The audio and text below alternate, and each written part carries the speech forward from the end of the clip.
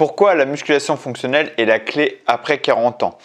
Donc, je vais développer tous les avantages de cette méthode de musculation après 40 ans pour vous montrer à quel point c'est bénéfique pour améliorer votre santé, améliorer votre bien-être général et ralentir le vieillissement le plus possible. Avant de commencer, je m'appelle Ken, je suis coach sportif spécialisé en musculation fonctionnelle et athlétique. Musculation fonctionnelle, tout simplement, c'est améliorer son quotidien avec des gestes du quotidien. Donc, travailler la musculation, travailler l'ensemble du corps, les jambes, les pecs, le dos, le gainage, tout le corps, mais transférable dans le quotidien. C'est-à-dire savoir pousser, tirer, soulever, déplacer des objets. Voilà, pour être en capacité d'utiliser ses muscles pour le transférer dans le quotidien ou dans un autre sport. Musculation athlétique, on va plus loin. Musculation athlétique, on va chercher à travailler l'explosivité, la puissance, la coordination. On va encore plus loin dans toutes les qualités physiques. Ma spécialité est donc là-dedans. J'utilise beaucoup de petits accessoires et j'essaie de montrer qu'on peut s'entraîner vraiment hyper efficacement depuis chez soi. Alors, développons. Pourquoi la musculation fonctionnelle est vraiment importante après 40 ans? Après 40 ans, on est vraiment dans la sarcopénie. Donc la sarcopénie, c'est quelque chose qui arrive à partir de 30 ans et qui accélère à 50 ans. La sarcopénie, c'est la perte de masse musculaire, donc qui va s'accélérer vraiment à 50 ans. Les problèmes qui vont s'engendrer à ça, c'est que moins on a de masse musculaire, moins on a de force, moins on a de densité osseuse, moins on a de stabilité, moins on a de défense immunitaire, tout va s'engendrer comme ça. Donc il faut limiter au maximum ça. La musculation traditionnelle, toutes sortes de musculation, va renforcer le corps, va renforcer les muscles, va renforcer la densité osseuse, va renforcer le système immunitaire. Donc la musculation de base, et toute musculation est hyper bénéfique pour la santé. La musculation fonctionnelle, quand je vous l'ai dit au début, la musculation fonctionnelle, c'est qu'on va transférer ça au quotidien. C'est-à-dire on va faire des gestes qui vont nous permettre d'être stable, d'être gainé, d'être fort en pleine action. Je pense au mouvement de pousser. Tout ce qui est le mouvement de pousser, on va savoir être stable sur ses jambes pour pousser sur ses bras.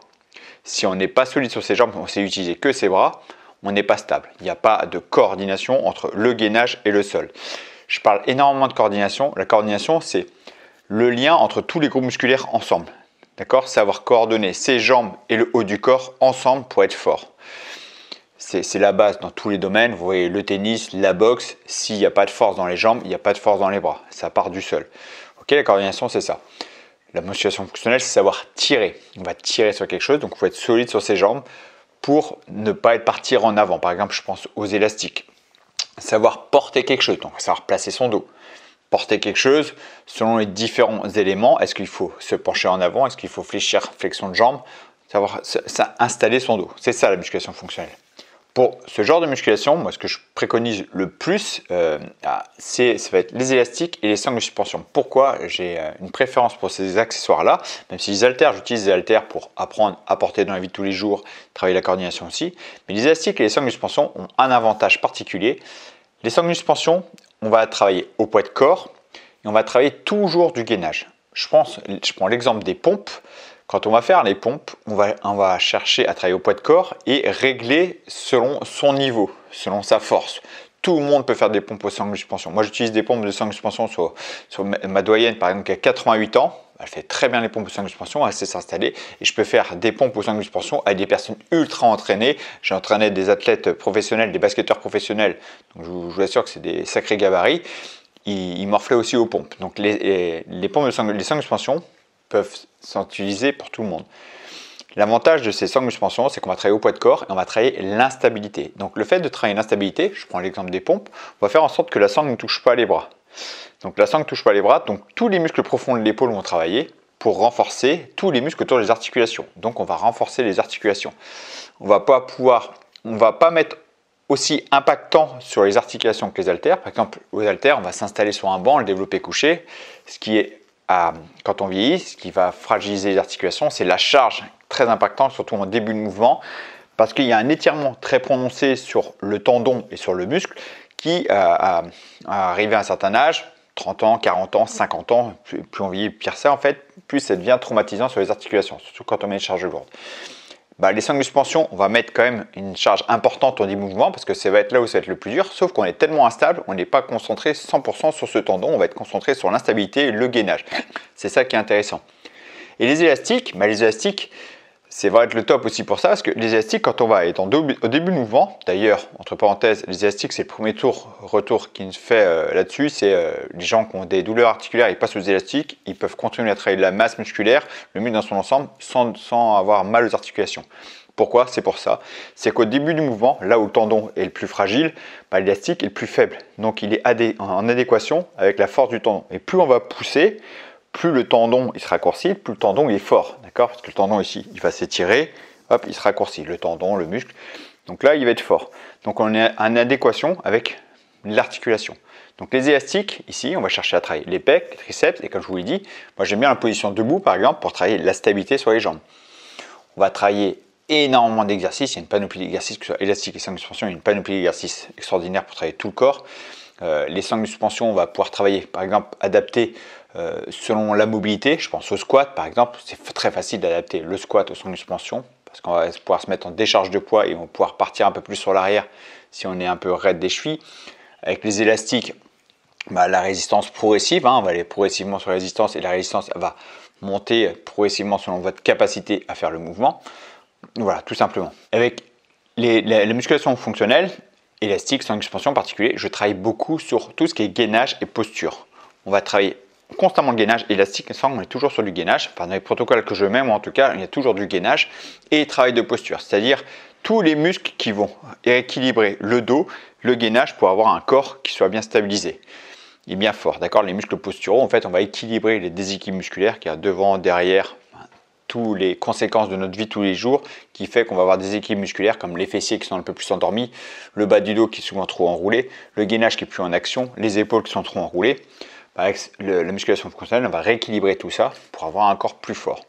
Donc les articulations en meilleure santé, un corps plus fort. On va travailler la force aussi avec votre capacité que vous avez tout simplement. Et on va travailler la stabilité, il y aura toujours de l'instabilité. Je pense que sans suspension élastique, il y a toujours de l'instabilité. Donc tous les muscles stabilisateurs qui vont travailler. Et j'aime beaucoup incorporer aussi de la mobilité. Je pars du principe que la mobilité, c'est très important pour être en bonne santé. Je pense que la mobilité articulaire, que descendre en squat complet, par exemple, pouvoir être en capacité de bien bouger ses épaules. Plus les épaules, plus les articulations sont mobiles, plus elles sont aérées. Avec les accessoires, les sangles de suspension élastiques, c'est assez facile de travailler cette mobilité sans mettre de pression importante sur les articulations. Je pense aux élastiques, le développer ici pour bien descendre bas. Encore une fois, l'élastique, vu qu'il est faible, on peut chercher à étirer sans se blesser. Avec un haltère, si on met trop de charge, on va descendre bas. Mais si on va trop bas, parce que c'est juste le poids qui appuie fort, on peut se blesser. Avec l'élastique, on peut aller vraiment progressivement pour chercher cette amplitude articulaire. Et moi, je mets beaucoup de mobilité articulaire dans les échauffements aussi. Je trouve ça important. C'est une routine à faire. Donc voilà, la musculation fonctionnelle, on va travailler la mobilité, la stabilité, la force, le gainage, la posture. On va éviter donc la sarcopénie. C'est idéal pour rester en forme après 40 ans. Donc moi, je vous conseille fortement de vous lancer, de passer à l'action, la musculation fonctionnelle avec élastique ou avec sangle de suspension. Choisissez ce que vous voulez, mais passez à l'action. Moi, j'ai fait des programmes où je suis avec vous, je vous encadre, je vous coach, c'est-à-dire c'est des vidéos que vous faites quand vous voulez, vous les gardez, vous les refaites plusieurs fois la même séance. Je le répète encore une fois, je le dis souvent, une séance, c'est pas juste une addition d'exercices qu'on voit comme ça, qu'on trouve sympa, et un programme, c'est pas juste non plus une addition de séances qu'on trouve sympa. Un programme se construit de façon logique. On va chercher à créer des adaptations petit à petit pour ne pas risquer des blessures. On va équilibrer le corps dans son ensemble pour ne pas avoir de déséquilibre musculaire et on va créer différents cycles pour chercher toujours à progresser. Okay, si vous ne voulez pas passer à côté de ça, je vous conseille de passer par des vrais programmes. Donc j'ai construit des programmes pour débutants et pour confirmer, il y a les deux, et pour débutants et confirmés, avec élastique, avec sangle de suspension. Il y a des programmes où je suis avec vous, c'est-à-dire c'est des vidéos que vous pouvez répéter autant de fois que vous voulez, d'accord. Et je vous conseille de répéter les séances pour justement être de plus en plus à l'aise, de plus en plus fort.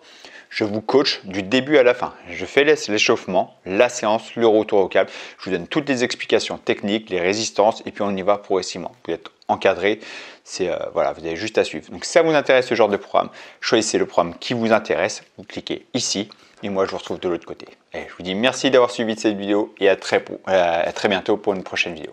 Ciao.